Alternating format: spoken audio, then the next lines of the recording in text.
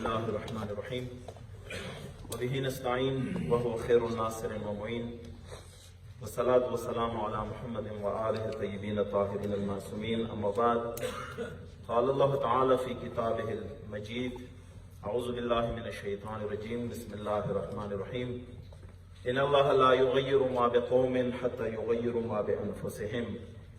سب سے پہلے میں اپنے نہایت ہی گران قدر مہمان جناب GOC صاحب، کمشنر صاحب، DIG صاحب اور جو باہر سے جرگہ تشریف فرما ہیں ان کا دل کے عطا گہرائیوں سے شکر گزار ہوں کہ آپ تشریف لائیں. اور اسی طرح ہمارے یہاں کی جو انتظامیہ ہیں، بریگیڈیئر صاحب اور DC صاحب، DPO صاحب، کرنل خالد صاحب، جتنے بھی ہمارے یہاں کی انتظامیہ ہیں ان کا بھی شکر گزار ہے کہ آج اس محفل میں تشریف فرما ہے. پرچنار الحمدللہ اللہ کے بے شمار نعمتوں سے مالا مال ہے، لیکن میرے خیال میں 6 دہائیوں سے بلکہ 7 دہائیوں سے یہاں پہ اللہ کے ہزارہان نعمتوں میں بھی ہم نے اس سکون کی زندگی نہیں گزاری جو ایک شہری کا ابتدائی حق ہے. بدقسمتی سے میں یہاں کے حالات یا پورے پاکستان کے حالات کی طرف اگر اشارہ کروں تو ایک لعنت اور ایک آواز 80 کی دہائی میں پاکستان کی سرزمین پر بلند ہو گئی، جس میں الجہاد اور کفر کا فتویٰ لگا مسلمان کا مسلمان پر، جس نے پاکستان کی اس اقتصاد کو بھی تباہ کیا، جس نے پاکستان کے امن کو بھی تباہ کیا، جس نے پاکستان کے 300 ڈاکٹر اور 100 انجینئروں کا خون بہایا اس نعرے نے.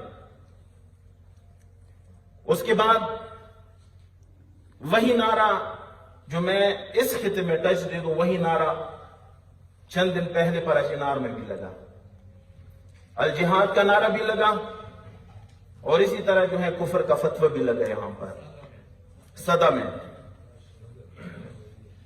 شیعوں کو کافر کہا گیا اور شیعوں کے خلاف الجہاد کا نعرہ لگا. جس طرح 80 کی دہائی میں نعرہ لگا تھا جس نے پاکستان کے اس امن کو تباہ کر دیا، جب محرم کے ایام ہوتے تھے تو اہل سنت سبیلے لگاتے تھے، جب 12 ربیع الاول کا آتا تھا تو اہل تشیع جو ہیں وہ سبیلے لگاتے تھے. وہ سارے سبیلے میں چلی گئی، اس نعرے کی نظر ہو گئی. اور اسی طرح محرم کی سبیلیں بھی جو اہل سنت کی طرف سے لگ رہی تھی وہ بھی اسی نعرے کی وجہ سے وہ نظر ہو گئی. وہ محبت ختم ہو گئی، آپس میں جو برادری تھی وہ ختم ہو گئی، جس میں کسی کا نقصان ہو یا نہ ہو لیکن ملک کے خوددار پاکستان کا ایسے نقصان ہوا جو ابھی تک اس نقصان کا ازالہ نہ ہو سکا. جناب GOC صاحب، آپ ایک نہایت ہی ذمہ دار پوسٹ پہ اب تشریف فرما ہیں. پراچنار کے رہنے والے اہل تشیع بہت سارے آلام اور مصائب سے گزرے ہیں. میں اگر گن لوں تو شاید ٹائم میرا زیادہ لگ جائے گا. میں نہیں چاہتا ہوں کہ اس مجمع کا میں زیادہ ٹائم لوں. 61 سن 1982-83 جس میں ہمارے بچے قتل ہو گئے صدہ میں، اور صدہ سے ہمیں نکالا گیا اور ہمارے جتنی بھی گرانہ تھی بے دردی سے ان کو شہید کیا گیا، کوئی پوچھنے والا نہیں تھا. 87 میں وہ نام نہاد جہادی تنظیمیں جو افغانستان میں لڑنے کے لیے یہاں پر لاکھوں کی تعداد میں ہم نے افغان مہاجرین کی شکل میں جگہ دی تھی، ان کی ہم میزبان بنے تھے. انہی مہمانوں نے نمک حرامی کی، ہمارا خون بہایا. سن 1987 میں ہمارے بستیاں اجاڑ دی، کوئی پوچھنے والا اس وقت نہیں تھا ہمارا. ہاں یہ بات ضرور ہے کہ ہر وقت ہم نے اپنے دم پر اپنی دفاع زبردست طریقے سے کی ہے. پھر وہی سلسلہ ختم نہیں ہوا. 96 میں دوبارہ اس سرزمین پر ایک جنگ مسلط کی گئی. اس کے بعد 2007 میں جنگ کی ابتدا امام حسین علیہ السلام جو جنت کے سردار ہے اس کی شان میں گستاخی کرنے پر شروع ہو گئی. اسی پر اچینار میں اس شخص نے نعرہ لگایا جو آج وہ آنے والے الیکشن میں ایم این اے کے کینڈیڈیٹ بھی ہیں، جس نے آج سے چند دن پہلے کفر کا فتوی بھی اہل تشیع پہ لگایا اور اسی طرح الجہاد کا نعرہ لگایا، آج ایم این اے کا کینڈیڈیٹ بھی ہے. اور اس کا ہر جگہ تو خیر میں نہیں کہہ سکتا ہوں، غلط ہوگا، لیکن بہت سارے جگہوں پر اس کا احترام بھی ابھی تک ہو رہا ہے. اسی نے نعرہ لگایا تھا 2007 میں امام حسین علیہ السلام کی شان میں گستاخی کرتے ہوئے اس خطے کو ایک ایسے جنگ کے ساتھ روبرو کیا کہ جس میں آپ کے دشمن، آپ کے نہیں ہم سب کے دشمن، سوری کہ جو میں نے یہ جملہ کہا، چونکہ یہ وردی جس نے بھی پہنی ہے، ہمیں وردی مقدس ہے.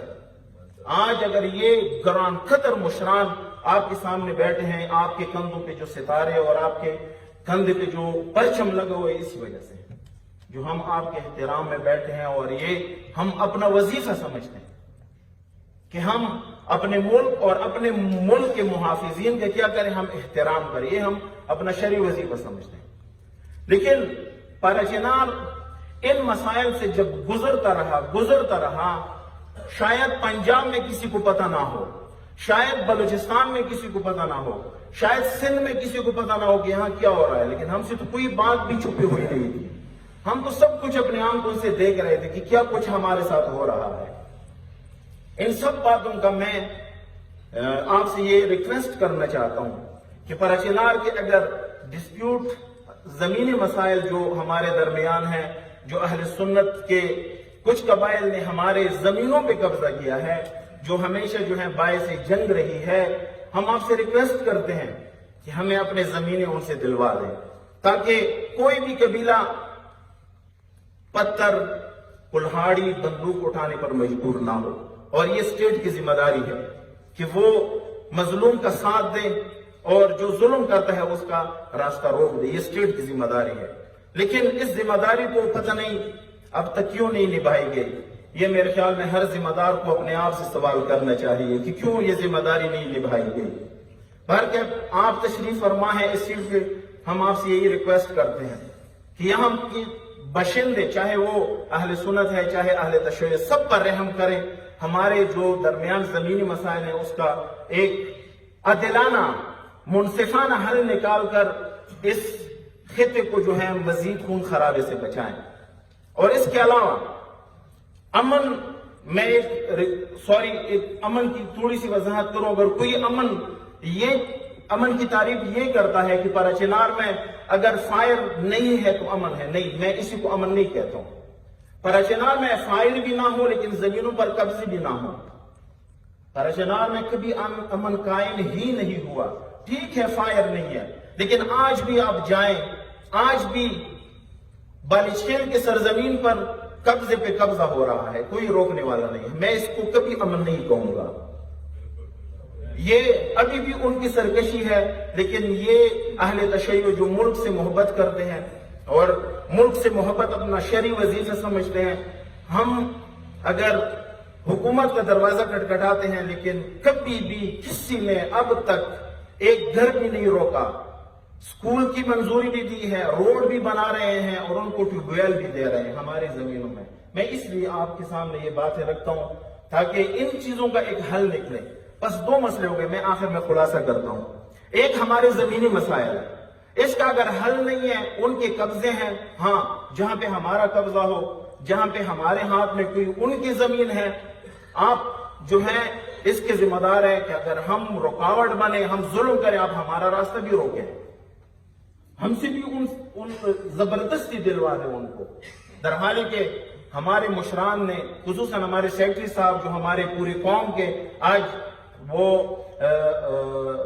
جو ہیں وہ رہنمائی کر رہے ہیں، لیڈنگ کر رہے ہیں، اس نے ہمیشہ کہا ہے کہ آئیں اہل سنت کی جہاں پر حق ہو ہم سے لے لیں، ہم دے دیتے ہیں بغیر کسی عدالت کے، ہم دے دیتے ہیں.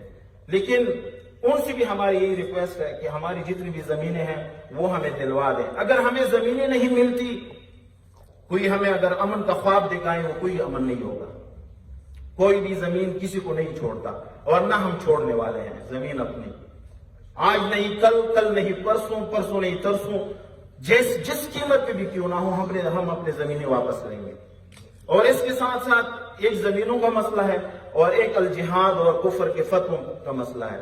دیکھیں یہ مسئلے میں نے پچھلی دفعہ جب یہ نعرے لگے صدا میں شیعوں کے خلاف، بریگیڈیئر صاحب تشریف فرما تھے، کمانڈنٹ صاحب تشریف فرما تھے، میں نے ان سے ایک ریکویسٹ کی تھی کہ اگر اسی نعرے میں اس ملک کا کوئی فائدہ ہو تو ہمیں بتا دیں، ہم اسی پہ بھی صبر کریں.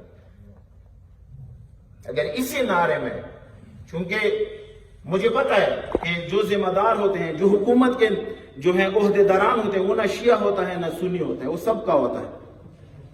میں نے ان سے کہا ہے کہ شیعہ سنی کا مسئلہ درمیان سے نکالے، اگر اسی نعرے میں ملک کا کوئی فائدہ ہو ہمیں سمجھا دیں، ہم اسی نعرے کی بھی صبر کریں گے. لیکن خدا کی قسم یہی نعرہ ہے جس نے ملک کو لرزایا ہے. ہم ریکویسٹ کرتے ہیں کہ اس ملک کو بچانے کی خاطر ان نعروں پہ جو ہیں دھیان دے. جو بھی نعرہ لگاتا ہے وہ اس ملک کا سب سے بڑا دشمن ہے، وہ اس ملک کا سب سے بڑا غدار ہے، اور وہ چاہتا ہے کہ اس ملک میں انتشار ہو. اس ملک کو کس نے تباہ کیا؟ ہمارے انتشار نے. ملک تب پائیدار رہے گا، پائندہ رہے گا کہ جب عوام میں برادری ہو اور عوام اور انتظامیہ اور فورسز کے درمیان محبت ہو، تب ملک پائندہ رہے گا. خدا نخواستہ اگر ملک کے انتظامیہ اور عوام کے درمیان دوری ہو تو میرے خیال میں سب سے زیادہ نقصان اسی بات ہے. ملک کو انشاءاللہ ہمیں امید ہے کہ ہم آئندہ ایسے مسائل سے دوچار نہیں ہوں گے. شکریہ ادا کرتا ہوں سب مہمانان